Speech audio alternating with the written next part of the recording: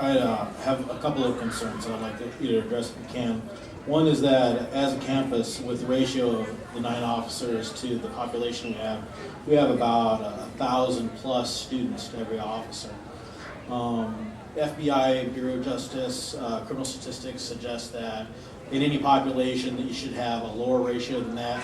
A lot of the cities and towns around here have 800, 750 to 1 for their populations. Across the state of Indiana, a summary of the number of officers would be approximately 607 to 1. That suggests that we need to probably have about 6 more officers to add to your shifts, or our density is going to be a problem. As we know from experience in several municipalities around the area, when the density of the population, the number of officers is really, really high, you have an increase in crime. Is it possible that we'll see leadership team and the police department adding more officers in the future?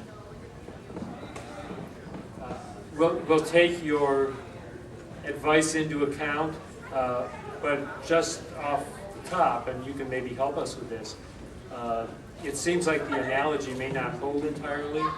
The number of full-time residents we'll have is 750. When you're looking at municipalities, you're looking at people who are living there year-round, and I think daylight hours on the campus, we just have not proven to have the kind of problems that would warrant adding, 70% of the officers again to the campus, I don't think. If you look at your IPEDS report that you do every year, that's self-selected sampling of universities that are like us and some universities that we would like to be like. If you were to take the Illinois and Indiana schools that are in that report, just as an example to have a safe sample, we still don't hit anywhere near the average that those schools that would be our self-selected group to compare against. And those schools would suggest that if you just took the average, a simple average, not correcting for anything, 607 to 1.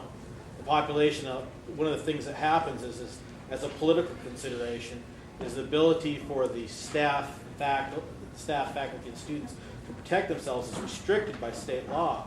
And further, what happens is that the expectation is that we will protect them at a higher level. And I'm not saying that our campus is in any way dangerous. If you look at the statistics for on campus, the safest place to be in Hammond, Indiana is on our campus. With all the problems that we've had, we're way safer. We've not had any murders. West Lafayette just had a death last night. Last year they had Wade Steffi occur. They've had numerous problems as an example of a large, major university. We have nowhere near the problems that they have. I understand that.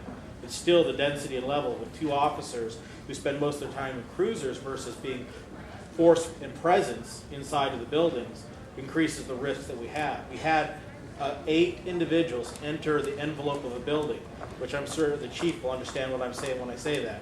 That means they went in there with the intent to act in a harmful way against the people they did. They came in there with ski masks. Their activities were described, and I'm sure we do not have anywhere near all the facts. But with that kind of situation occurring, we definitely have an escalation on campus. And with that kind of escalation, we need to be looking at how we're going to protect the students, the faculty, the staff, and our visitors. We want to make sure we do it in a good way. I'm not sure with the number of officers we have, 2 on patrol at any one time, there's any possible way 167 acres can be possibly protected.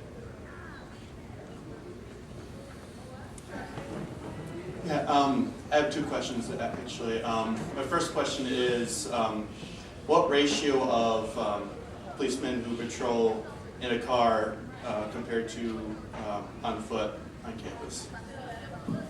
That would depend what shift you're working. In the afternoon shift, we have to get around a lot. We get a lot of calls on all ends of this campus. The midnight guy, if there's 2 of them, hopefully there are, absolutely at 11:30, they come on at 11. By 11:30, the campus, the buildings are supposed to be closed and the doors locked, other than the students and professors that we know are working in the labs. So we then do a sweep and check all the doors. When I did it, I would start at Anderson and work my way all the way down to Guide on 3 floors. That took, depending if I had a problem along the way, that took in the area about an hour, hour and a half. to cover all 3 floors. If in fact you ran into a problem, you're gonna find out there's a problem because housekeeping is gonna say they're trying to clean a certain lab or they're trying to clean a certain classroom and there's still 2 students in there that are still working. We then ask them to leave so that housekeeping can do their job. So does that kind of answer your question as far as being inside? You're gonna spend more time in the buildings on the midnight shift than any other shift. In the daytime, preferably, if I've got 3 people working day shift, one of them can get out and walk also. And my other question was, I think it was either this emergency preparedness week or last year's, there was talk about a program that cell phones could be connected to, and if there was an emergency on campus, a message could be sent via a text message. Given that technology, have we gone closer to that, or has there been a decision made on bringing that kind of technology to campus?